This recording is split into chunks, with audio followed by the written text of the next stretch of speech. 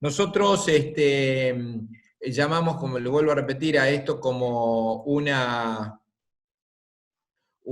trayecto, al cual, como habrán leído, como habrán visto en el mail que mandé el otro día al centro médico, y tengo entendido que a todos les han llegado, este, consta, ¿no es cierto?, de una serie de módulos. Específicamente son unos 9, 10 módulos teóricos, que la idea es hacerlo por Zoom, como lo estamos haciendo ahora los martes, ¿no es cierto?,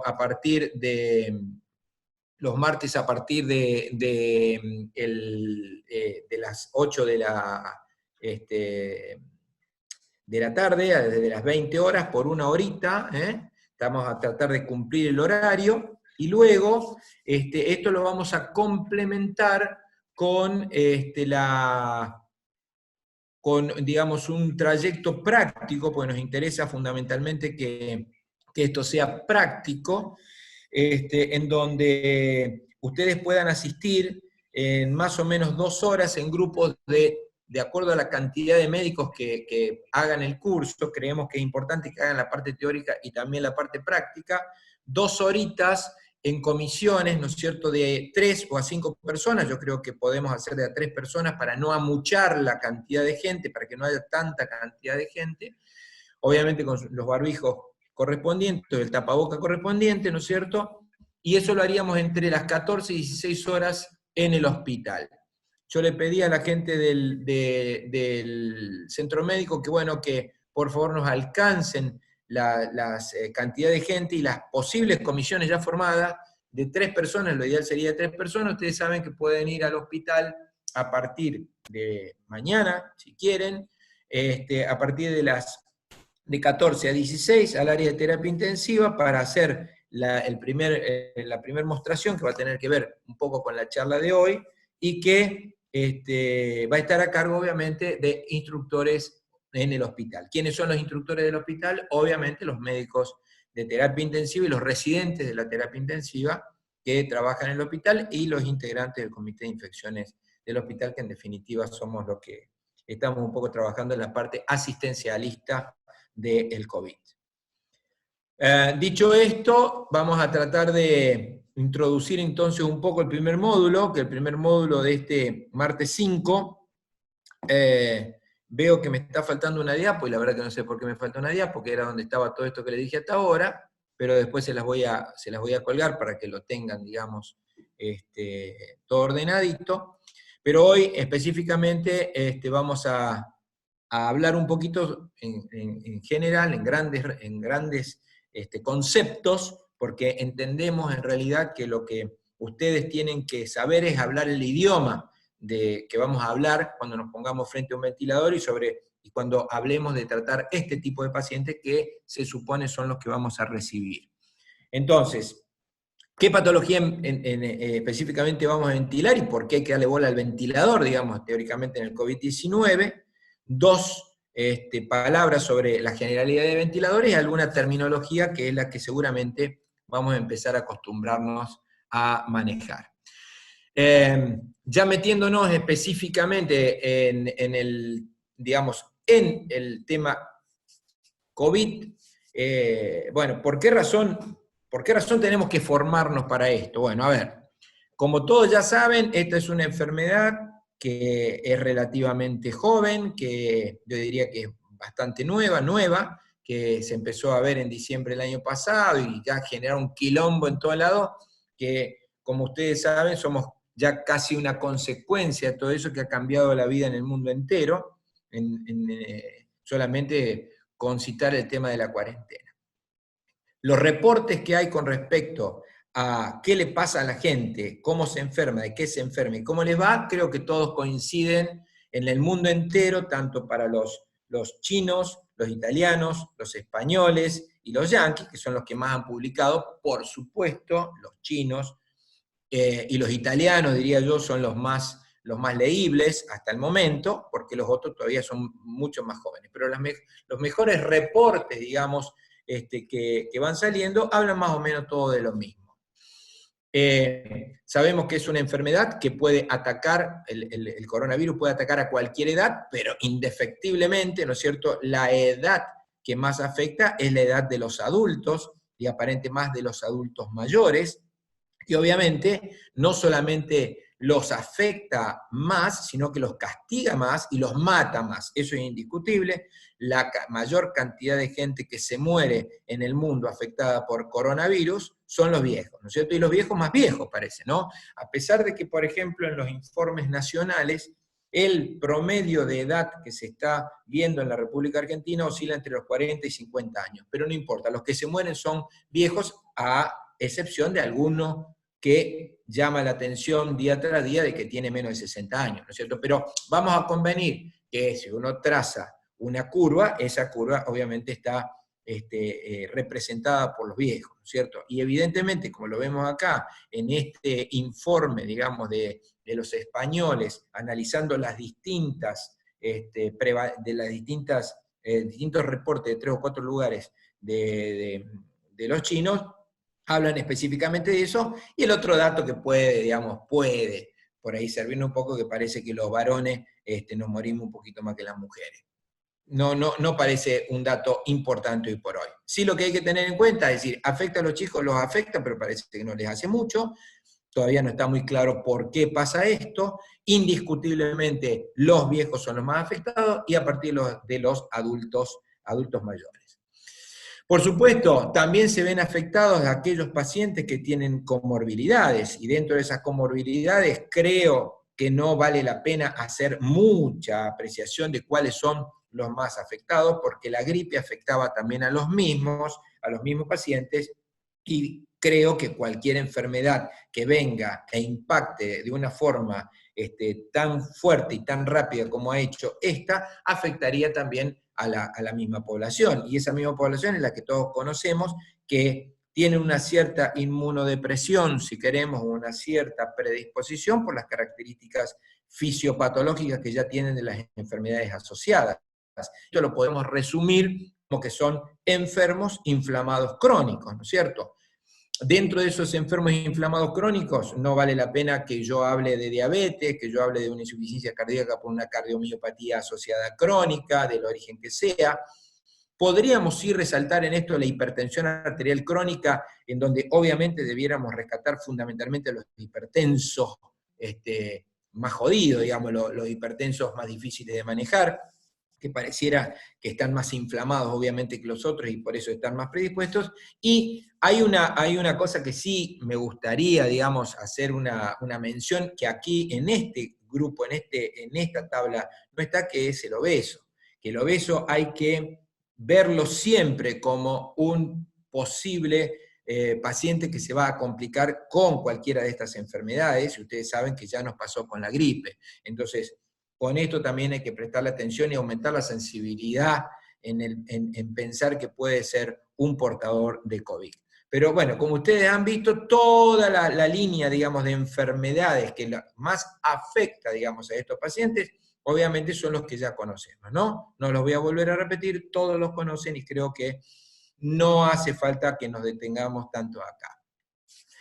Dos cosas, evidentemente, son las que uno tiene en cuenta para este tipo de pacientes. En primer lugar, la sintomatología respiratoria asociada o no a fiebre, y que hay que tener en cuenta que, de acuerdo a la edad que tiene y teniendo en cuenta el nuevo, ¿por qué digo asociado o no a fiebre? Porque acuérdense que los nuevos criterios de diagnóstico, de sospecha, digamos, de COVID en la República Argentina, ya divide a la población en 4 criterios diagnósticos, ¿no es cierto? Y hay un criterio, que es el cuarto criterio diagnóstico, que es exclusivamente para aquellos que trabajamos en salud.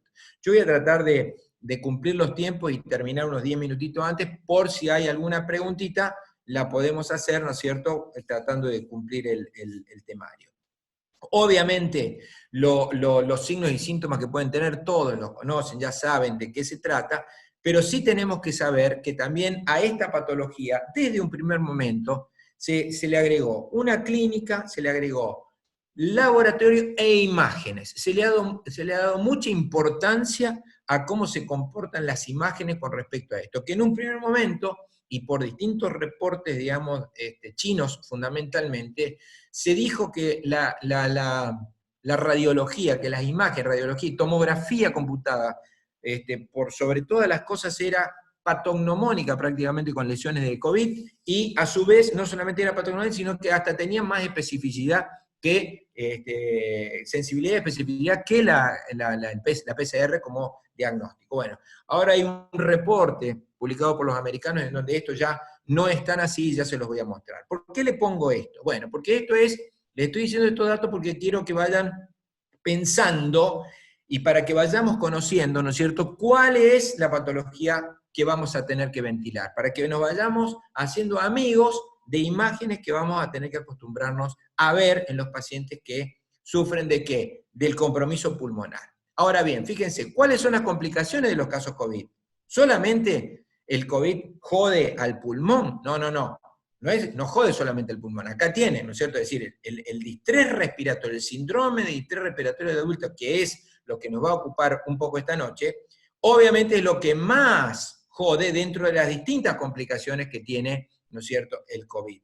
Distrés respiratoria, falla renal, falla multiorgánica, ¿no es cierto?, diálisis, como la mayor. ¿Qué es todo esto? Para nosotros estos datos, para los que hacemos terapia intensiva, constituyen un combo que le pasa a muchos pacientes, yo le diría a todos los pacientes que entran en la terapia intensiva y que de alguna u otra manera, por causas infecciosas o por causas no infecciosas, terminan haciendo lo que se llama falla multiorgánica. Dentro de la falla multiorgánica tenemos el síndrome de distrés respiratorio del adulto. Ahora bien, doctor, ¿todo lo que hacen COVID van a hacer esta presentación? No. Ya sabemos perfectamente que del 100% de los infectados por COVID, el 80%, al 80%, gracias a Dios, aparentemente les va bien y muy bien. ¿Qué significa que les va bien y muy bien? Algunos ni se enteran que lo tuvieron, y otros, ¿no es cierto?, hacen un resfrío, y otros hacen algún dolor muscular, y lo que fuera, fiebre. Un 20% le va un poquito peor, algunos dicen entre un 15 y un 20%. De ese 15, 20%, aparentemente solo el 5% termina con estas características, termina teniendo alguno de estos problemas que son mucho mayores y que requieren de las unidades de terapia intensiva. Claro, uno dice, ¿para qué entonces tantos respiradores? Bueno, porque si uno tiene en cuenta que esto afecta al 100%, porque la pregunta es, ¿cuántos pueden afectar? Si teóricamente estamos todos afectados. ¿Por qué? Porque cuando la otra pregunta que tenés es, ¿cuándo se termina esta epidemia? Cuando se infecta el último de los habitantes del planeta, porque no hay forma de que no existan susceptibles, salvo que aparezca una vacuna prontamente, cosa que parece que no va a ser tan así. Pero bueno, no importa. Entonces, ese 5% se transforma en un momento determinado en el número que tanto jode a las autoridades, que tanto nos jode y que ha hecho caer sistemas de salud en el mundo entero. ¿Está claro? Entonces, ¿nosotros qué vamos a empezar a tener que hablar? Y a empezar a escuchar síndrome de distrés respiratorio del adulto. Entonces, acá empezamos a ver esto, ¿ven? ¿Qué es lo que vamos a empezar a ver en la radiografía? ¿Ven cómo se ven? Estas son radiografías de paciente COVID y tomografía de paciente COVID. ¿Esta es nuestra? No, esta no es nuestra. Le voy a mostrar una nuestra, ¿está? Fíjense, esto es un paciente COVID que llegó al hospital, el primer caso que tuvimos en el hospital. Miren esto. Vean la tomografía computada, ven esas imágenes esfumadas que se ven en el pulmón, subpleurales, difusas, que no llegan a ser una verdadera consolidación, que por supuesto esta es la primera etapa, ¿no es cierto?, del COVID. Este es un caso COVID positivo, este es el mismo paciente, nada más que quiero que lo vean, ¿no es cierto?, en distintos cortes. ¿Ven? Esto es un paciente COVID. Bueno, esto en un primer momento se dijo que era casi suficiente para hacer el diagnóstico de COVID. Bueno, junto con esto empiezan a aparecer otros reportes, como ya es este reporte. Fíjense, este reporte que salió hace una semanita, la semana pasada, en donde ya los yanquis empiezan a decir que la manifestación radiológica, ¿no es cierto?, del síndrome de distrés respiratorio producido en el COVID, no es patognomónico del COVID, esto es radiografía de tórax portátil, que es la que vamos a ver en la terapia intensiva. No es totalmente representativa ni patognomónica del COVID. Puede ser otra cosa. Estos que están acá son, por ejemplo, estas son presentaciones de COVID. Estas son COVID, pero ya les voy a mostrar otras cosas. Fíjense, estas también son presentaciones de COVID, en donde en realidad, yo digo, a mí nos muestran esa radiografía en terapia intensiva y tenemos que decir que de cada 10 pacientes que tienen síndrome de distrés respiratorio, 10 tienen esa radiografía. ¿No es cierto? No hay nada que las diferencie de los otros pacientes que estamos acostumbrados a ver en terapia intensiva. Fíjense, esta con enfisema subcutáneo sin ruptura, por lo menos macroscópica de pulmón. Cosa que también ya la hemos visto con algunas otras enfermedades, ¿no es cierto?, que no necesariamente han sido COVID. ¿Está bien? Fíjense. Pero también, miren esta, ¿qué diferencia tiene esta radiografía y esta tomografía, ¿no es cierto?, con las que vimos con anterioridad? Y esta no es un COVID. Esto es, fíjense, es una influenza, es una gripe. ¿Se dan cuenta? Entonces, en realidad lo que uno tiene que saber es que nosotros, de alguna manera, conocemos ya, por haberlo tenido en otras oportunidades, el síndrome de distrés respiratorio, que evidentemente el COVID es una de las enfermedades o, digamos, consecuencias que lleva, digamos, a la terminación del paciente. Miren esto. Esto es una paciente que tuvimos en el hospital, una paciente joven que presenta también fiebre, tos, expectoración. Pareciera una radiografía de entrada sin mayores complicaciones, se empieza a complicar, empieza a aparecer un derrame pleural derecho, le hacemos una tomografía computada y miren, ¿qué duda tienen? Que esto también tiene un distrés respiratorio, es una tomografía computada. ¿Y qué fue esto? ¿Fue un COVID? No, esto fue también una gripe que tuvimos el año pasado en la terapia intensiva del hospital, una influenza H1N1. Por consiguiente, ¿qué quiero decirles? Que en realidad, ¿qué tenemos que saber? Que el distrés respiratorio, que todo, digamos, el mundo hoy está hablando de la necesidad de respiradores para, de alguna manera, acompañar o no morirse, digamos, con el COVID, pareciera que es lo más importante. Pero bueno, quiero que sepan, que todos nos quedemos de alguna manera tranquilos, que es el mismo cuadro que produce cualquier enfermedad que lleva a la gravedad que produce el estado de COVID en aquellos pacientes que les va mal. Entonces, vamos a entender dos cositas con respecto a todo lo que vieron en la radiografía. ¿Por qué el pulmón se pone así? Muy bien. Entonces, recordar que el pulmón hay que entenderlo como una unidad, ¿no es cierto?, neurocardiopulmonar, y que fundamentalmente, y como todos saben, el principal objetivo, ¿no es cierto?, que tiene esa unidad es mantener el intercambio gaseoso, ¿no es cierto?, entre oxígeno y dióxido de carbono. No sé, ¿quién me está hablando? ¿Hola? ¿Estoy bien? No veo a nadie y no puedo guiarme, chicos. Doctor, no, están todos silenciados. Fantástico, dale nomás, entonces sigo. Bueno, entonces como ustedes saben, se trata de una unidad neurocardiopulmonar que obviamente es vital, indiscutiblemente, ¿no es cierto? Pero que uno tiene que entender fundamentalmente qué pasa aquí para que después veamos, ¿no es cierto?, ese tipo de radiografías, ¿no es cierto?, ese tipo de imágenes. Entonces, recordar, ¿no es cierto?, que el pulmón, el parénquima pulmonar, está atravesado por todas las vías de conducción del aire, que son las que nosotros vamos a intubar justamente para que el aire entre por estos tubos y se distribuya, ¿no es cierto?, por todo el pulmón a través de las distintas divisiones que va haciendo el árbol tráqueo-bronquial hasta llegar a lo que nosotros denominamos unidad anatómica alveolo-capilar. Unidad anatómica alveolo-capilar, que en definitiva es donde se produce el intercambio gaseoso entre la sangre y el aire, la sangre que viene por el capilar, ¿no es cierto?, y el aire que se encuentra en los alvéolos para poder hacer el intercambio cuando es atravesado por el glóbulo rojo. Nosotros tenemos que volver a pensar un poco en fisiología y acordarnos que nos costaba mucho pensar que la superficie, digamos, que existe entre, ¿no es cierto?, por donde pasa el glóbulo rojo es tan pequeña que pasa de a un glóbulo rojo por vez en fila, para poder entrar en contacto con las membranas, ¿no es cierto?, del alvéolo y del capilar y poder intercambiar el oxígeno y devolver el dióxido de carbono. Dos conceptos más hay que tener en cuenta. Esto se produce siempre y cuando los alvéolos pulmonares estén abiertos, el alvéolo pulmonar esté inflado.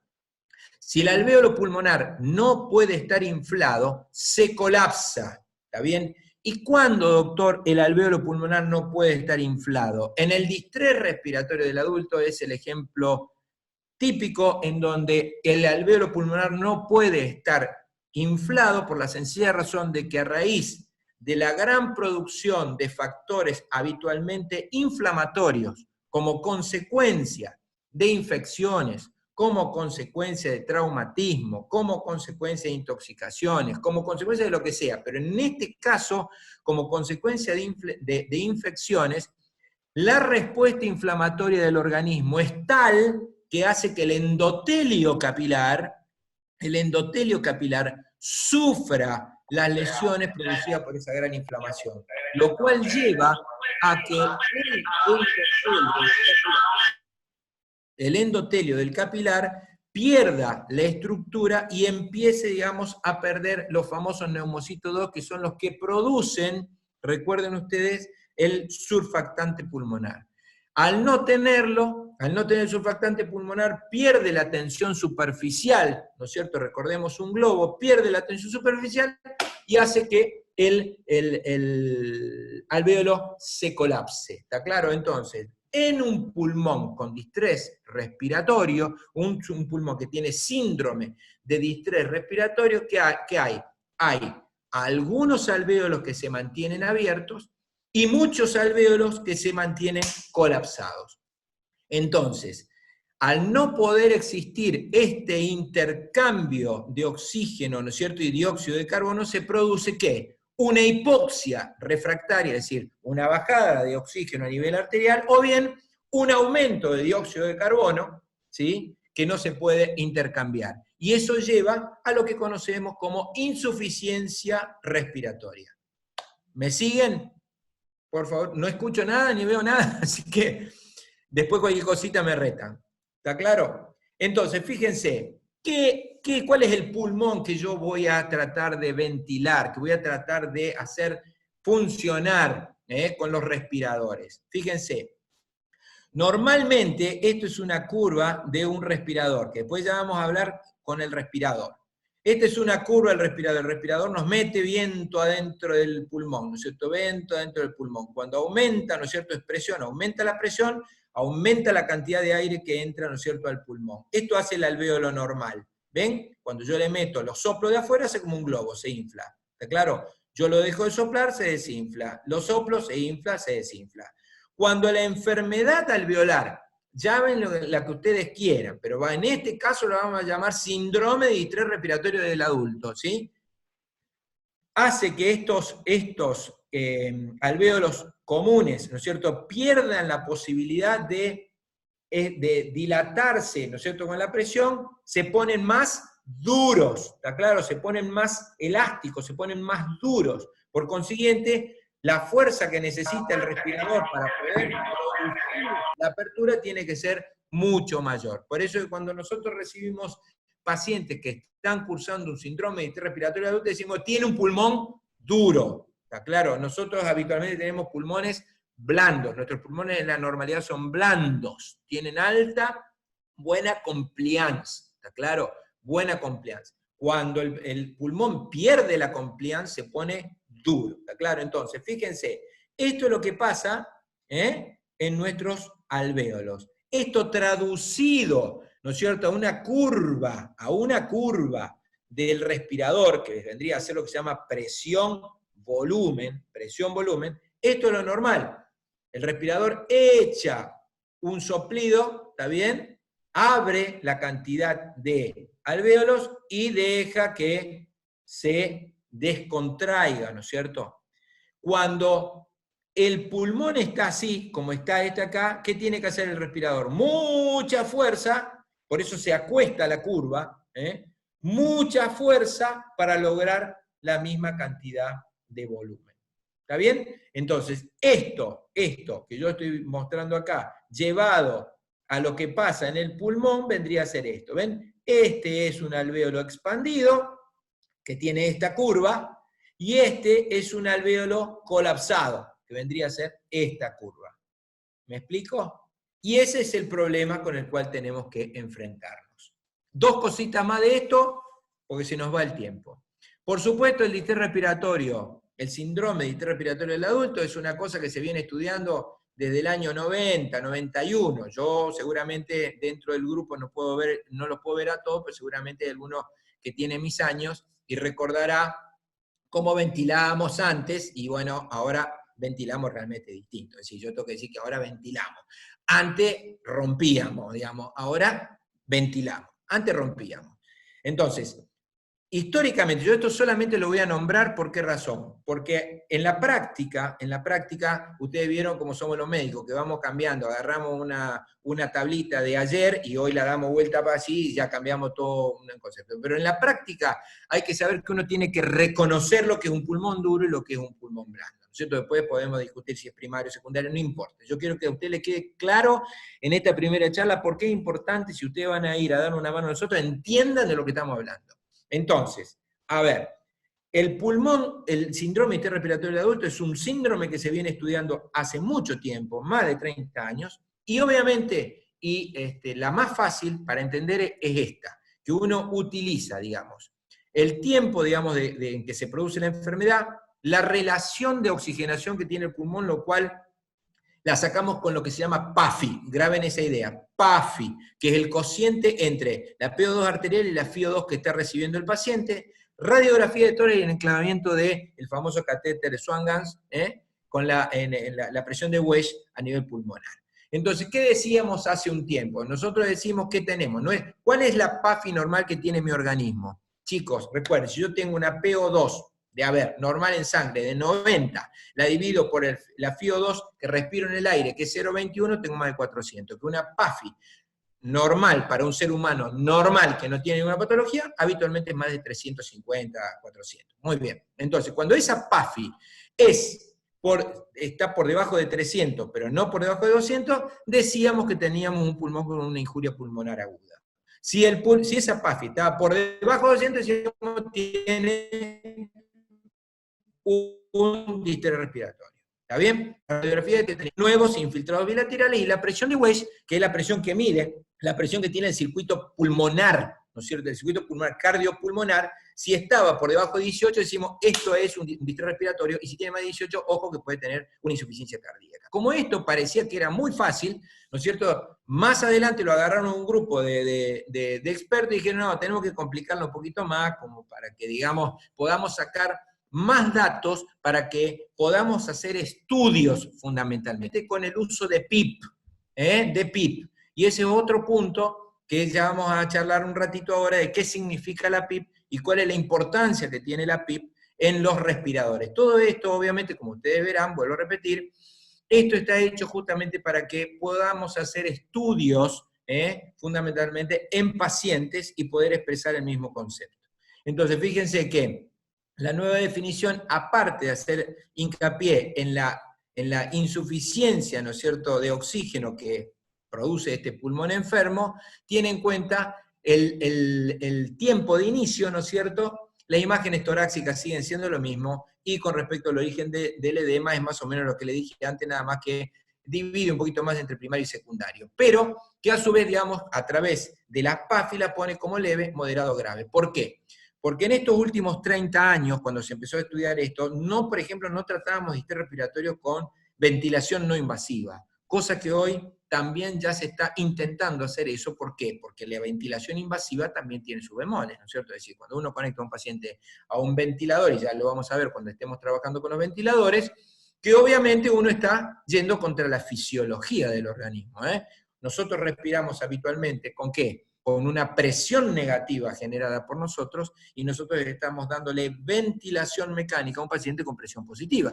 Es decir, como diría Tato Bores, si esto no fuese una joda, parecería un chiste, es decir, lo hacemos al revés, ¿no es cierto? Lo hacemos al revés y por ende tenemos que provocar necesariamente algún daño a punto de partida, ¿no es cierto?, de la colocación de una presión que es antifisiológica. Y por consiguiente, al producir eso, si no lo hacemos protectivamente, y ahí viene otro concepto, que es lo que se llama ventilación protectiva, si no lo hacemos protectivamente, obviamente vamos a generar enfermedades nosotros con la ventilación mecánica, que no son solamente las famosas asociadas a ventilación mecánica, que tenemos solamente un módulo para hablar de eso. Entonces, esto nada más que para que esta noche cuando se vayan a dormir lo lleven a la cama y lo vean, es solamente para que se den una idea de lo que estamos hablando, ¿no es cierto? Yo estoy hablando del distrés respiratorio leve, moderado, grave, y las distintas posibilidades que tengo, ¿no es cierto?, para mejorar este distrés respiratorio que me está haciendo faltar el aire un poco más, y ni te cuento, no tengo nada.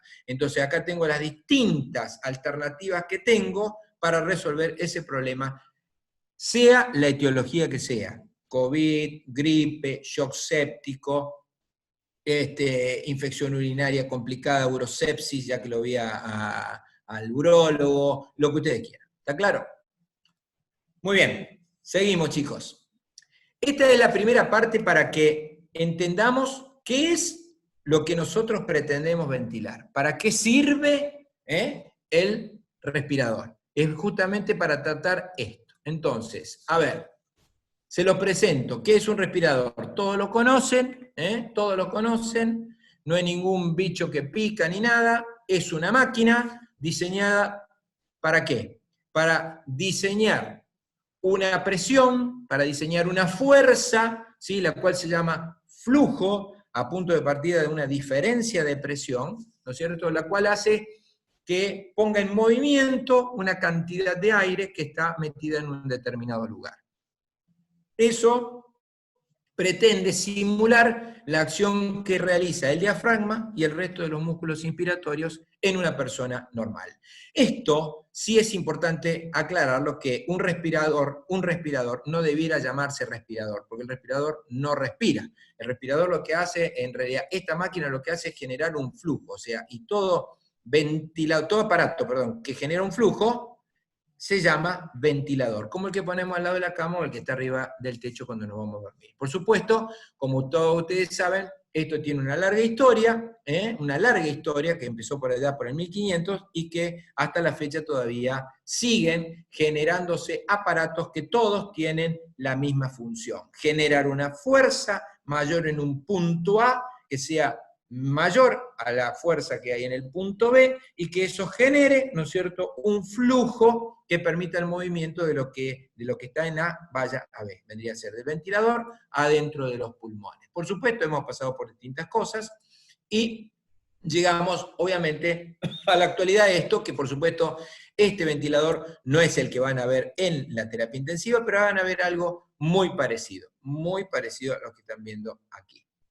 ¿Cómo se clasifican los ventiladores? Y seguramente ustedes se van a ir amigando con las fotografías que le vamos a ir mostrando ahora, porque cada uno de nosotros que ha pasado por cada uno de los lugares donde ha trabajado en la Argentina o en el mundo ha visto estas caras que le vamos a presentar, que son todas caras conocidas en todos lugares, en todas las terapias intensivas, ¿no es cierto? Que uno cuando pasa delante de uno dice, uy, ¿te acuerdas cuando ventilábamos con esto? Bueno, ¿cómo se dividen los ventiladores? En generaciones. Se lo puede dividir de muchas formas. La forma más práctica, y para que uno entienda por qué esta máquina ha progresado tanto, no sé qué pasó, esta máquina ha progresado tanto, es justamente esta, dividirlas en generaciones. ¿Y qué tiene que ver las generaciones? Es más o menos como nos ha pasado las generaciones de viejos con los jóvenes, ¿no es cierto?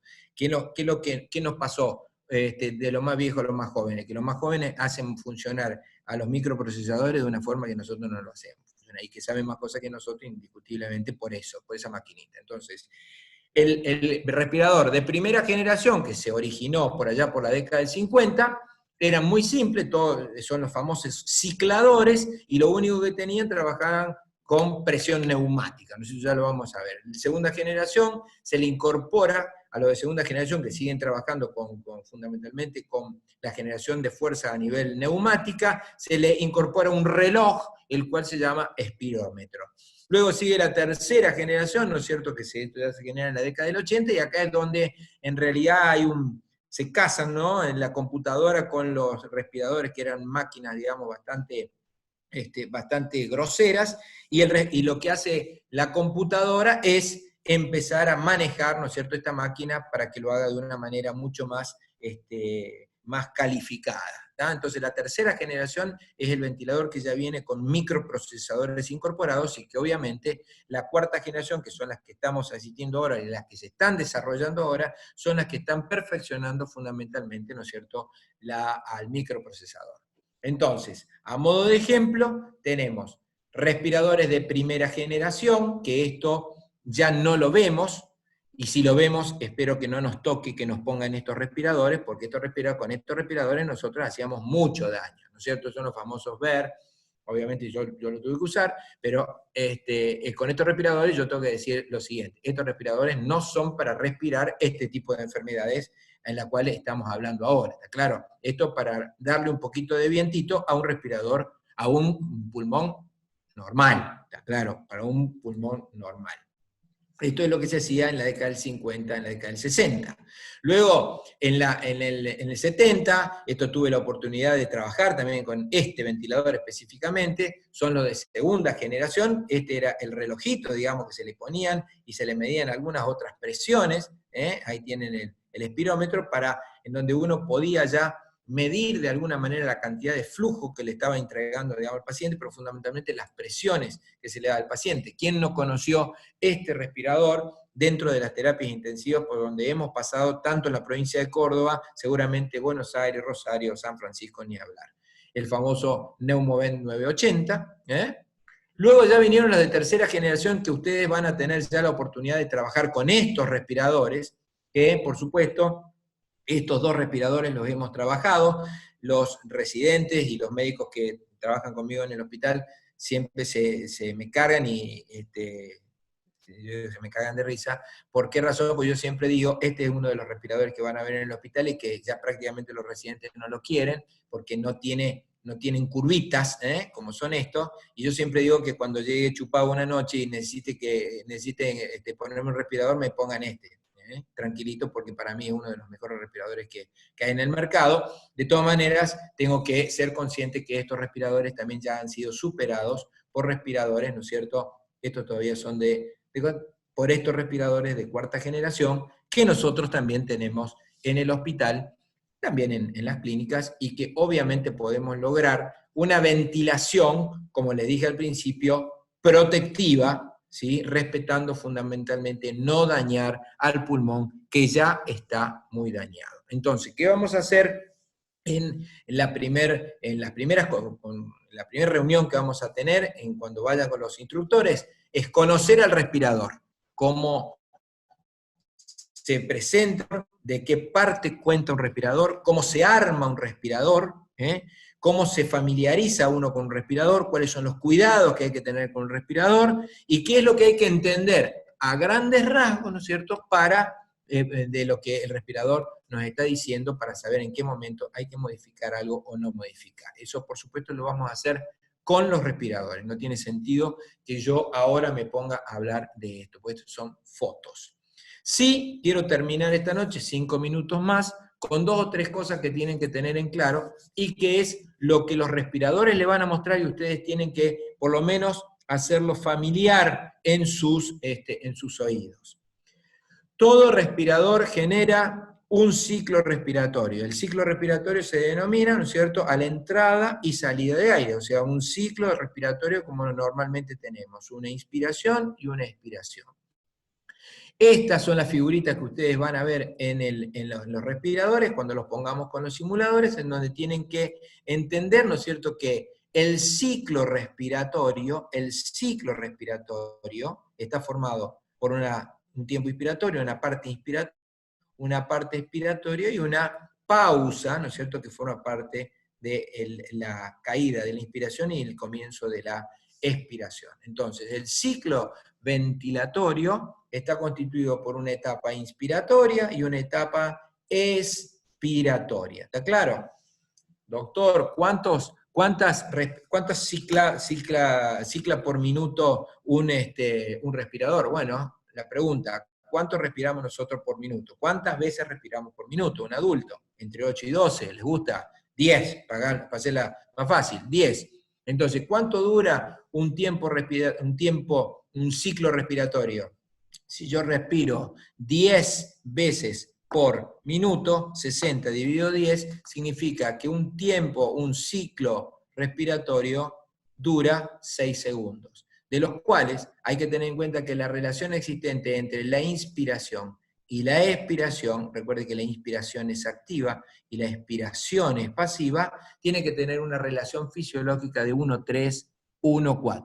¿Está bien? Ya vamos con muchos conceptos, ¿eh? Ciclo ventilatorio, inspiración, expiración, ¿está bien? Este tiempo, en lo posible, la relación 1, 3, 1, 4. 1, 2,5 y ya nos ponemos a pelear. Entonces, para terminar, algunos datos. ¿Qué es la presión inspiratoria máxima? Como lo dice el nombre, es la presión pico que logra, ¿no es cierto?, el respirador después que terminó la etapa inspiratoria, la presión máxima que logró después que terminó la presión inspiratoria. La presión de trabajo es lo que se llama también presión sobre PIP, es el rango de presión que puede manejar un respirador en esa curva, digamos, de inspiración para lograr una cierta cantidad. Es la PIP, PIP, dicho en inglés, en realidad sería la PEP, presión positiva de final de expiración. Y esta es una de las vedettes en el síndrome de distrés respiratorio. Créannos que nosotros nos pasamos a veces horas discutiendo cuál es la mejor PIP, ¿sí? Y los residentes te taladran la cabeza preguntándote, pero usted me dijo primero tal cosa, y usted me dijo, ¿y cómo la saco? Bueno, eso es lo que más o menos vamos a discutir, vamos a charlar. ¿Qué es la PIP? ¿Para qué sirve la PIP? PIP es presión positiva de final de expiración. Si ustedes recuerdan aquella diapositiva en donde yo les mostré que los alvéolos enfermos se colapsan, se achatan, ¿qué hace la PIP? Al final de la expiración trata de meter un flujo permanente en el respirador como para que el alvéolo no llegue, ¿no es cierto?, a colapsarse. Ustedes me están viendo a mí, yo no me puedo ver acá, a ver si tengo la cámara, no me puedo ver yo. Esto, porque quería mostrar esto. El alvéolo normalmente hace esto, se abre y se cierra, se abre y se cierra. Cuando el alvéolo pierde la posibilidad, digamos, de su elasticidad, porque pierde el surfactante, hace esto, se abre y cuando se cierra, se colapsa. ¿Se dan cuenta? Pierde esto. Entonces lo que hace la presión positiva al final de la expiración es abrirlo, y el respirador cuando se está por colapsar le mete un flujo permanente que hace que la fuerza del alvéolo pelee contra la fuerza del flujo que le da el respirador. Eso es lo que se llama presión positiva al final de la expiración. Por último, trigger o disparo es la posibilidad que tienen los ventiladores actuales de permitirle al ser humano, al enfermo, a generar su disparo, es decir, generar su ciclo inspiratorio, su ciclo respiratorio. Para eso vamos a ver que hay muchas formas, digamos, de trabajar. Inspiración, saben todo lo que es, ya se lo mostré. La pausa inspiratoria es ese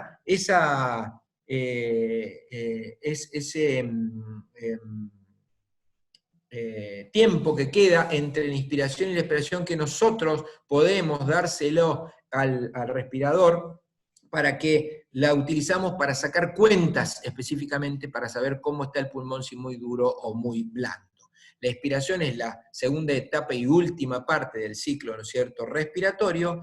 Y acá viene otro concepto, aquí llamamos volumen corriente o volumen tidal. Volumen corriente es la cantidad de volumen que entra en cada ciclo, en cada ciclo respiratorio que entra y sale. ¿No es cierto que los respiradores actuales miden perfectamente la cantidad que entra y la cantidad que sale? ¿Está bien? Eso denominamos como volumen corriente inspiratorio, volumen corriente expiratorio, o volumen tidal, es inspiratorio, volumen tidal expiratorio. Que eso habitualmente se maneja en ventilación protectiva entre 6 y 8 mililitros kilo. Algunos dicen inclusive hasta menos, ¿sí? Pero no mucho más que eso. Eso también cuando estemos al lado del respirador y surjan preguntas lo vamos a ir hablando. Obviamente, ¿qué es el volumen minuto? Que es la cantidad de volumen que entra por cada volumen tidal multiplicado por la frecuencia respiratoria. Entonces yo tengo un volumen corriente de 500, ¿no es cierto? En 10 respiraciones, ¿cuánto entran? 5.000 centímetros cúbicos, 5.000 mililitros, lo que ustedes quieran. Por último, los respiradores actuales que se consideran y se llaman respiradores inteligentes, ¿está bien? Respiradores inteligentes, ventiladores inteligentes, se dividen en dos grandes grupos, ¿no es cierto? Que los modos de ventilación que pueden ser modos controlados o modos asistidos controlados. ¿Qué significa? Que en el modo controlado, el ventilador va a controlar totalmente la actividad, toda la actividad del ciclo, ¿no es cierto?, de respiración la va a controlar la máquina. El asistido es aquel en donde el ser humano que está conectado al tubo, al ventilador, le va a dar la orden de cuándo empezar el ciclo. Y el asistido controlado, como lo dice la palabra, mezcla, ¿no es cierto?, estas dos propiedades que tiene. ¿Está bien? Ahí se los puse. Y obviamente, la apnea ¿qué es? Cuando el respirador no puede registrar, no está censando la existencia de inspiración.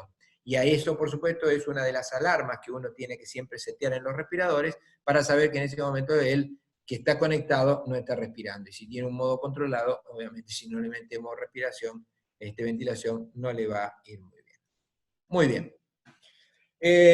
Bueno, cumpliendo con el tiempo, 9 de la noche, yo creo quedo a disponibilidad de alguna de las preguntas. Creo que por lo que se cortó antes, unos 5 minutos, tenemos unos 5 o 10 minutitos. Si quieren, escucho preguntas, que podamos contestarlas, y si no, obviamente las podemos hacer. Todas estas cosas las podemos discutir y pelearnos al lado, enfrente de los ventiladores, que es lo que nos interesa. Rodi, yo te quería hacer una pregunta. Yo me imagino que una introducción a los respiradores o de cómo setear la respiración en un paciente que está con un distrés. Y ahí leí en uno de los gráficos que tenía que ser con volumen bajo siempre, y a medida que tenía más distrés le aumentaba la presión. Bueno, lo que pasa es que eso depende, mirá, por eso, eso ya es una cosa, te diría, exquisita, digamos, en la ventilación, ¿sí? Porque, por eso, la semana que viene, si todo anda ahí, vamos a tratar de hablar sobre ventilación protectiva, que eso es lo que aclaré al principio. Esta enfermedad cambió, digamos, la historia cuando en realidad pudimos descubrir qué es lo que pasaba específicamente en la fisiopatología. Esto no lo dije con anterioridad, es decir, ¿qué pasa en la unidad alveolo-capilar? Se produce lo que se llama un shunt arteriovenoso, es decir, la sangre pasa y no está en contacto con el alvéolo. ¿Por qué? Porque el alvéolo está colapsado. Por consiguiente, no hay hematosis, porque no se tocan, ¿no es cierto? Entonces, ¿qué decíamos todos? Bueno, inflémoslo al pulmón, inflémoslo, lo hacíamos poner en contacto y de esa forma cosas. ¿Qué pasó? Ahí empezaron a surgir las ventilaciones, digamos, fundamentalmente con altas presiones. Se hacían, por ejemplo, las maniobras de reclutamiento, una serie de cosas. ¿Qué pasó con eso? Empezamos a descubrir también que a través de esa forma de ventilar, jodíamos lo que se llama, digamos, la elasticidad de la fibra, ¿no es cierto? Y generábamos el famoso strain stress, ¿sí? Que es la lesión de la fibra por estirarla y acortarla, estirarla y acortarla, estirarla y acortarla. Entonces con eso se vio que en realidad, en vez de producir el famoso barotrauma, que era el que se da por aumentar la presión, baro, se rompe y hacíamos los neumotórax, no generamos eso, pero generamos lo que se llama actualmente el BILI, o biotrauma, en donde, digamos, esa lesión permanente que vos estás haciendo, estirando y acortando, genera mayor inflamación en el pulmón. ¿Te das cuenta entonces? ¿Por qué tratamos de usar volúmenes bajos y PIP más bien alta? ¿Alta que cuánto es alta? ¿No es cierto? Bueno, para que vos tengas idea, en una época usábamos 20 25 de PIB, cosa que obviamente es totalmente antifisiológica, entonces ahora estamos más o menos por ahí manejando 14, 16, en el peor de los casos tal vez, de PIB, y manejando otras cosas, las jugamos con las curvas de cosas. O sea, te das cuenta, para setearlo, en realidad hay que estar al lado de la cama, y todos los días medir qué elasticidad y qué compliance tiene ese pulmón, ¿sí? Yo parto de un pulmón duro, al cual tengo que tratar de acompañarlo para que después de que se desinflame se transforme nuevamente en un pulmón blando. Eso es lo que hacemos.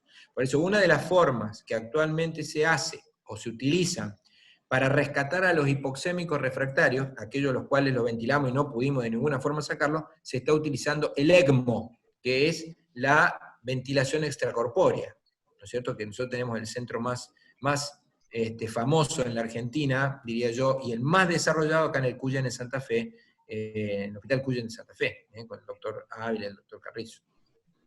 Preguntan si el martes que viene otra vez. Sí. Todos los martes. Yo ahora le voy a colgar, la cosa, tengo la diapo hecha, no sé por qué no salió, con las reuniones de todos los martes a las 8. Chau.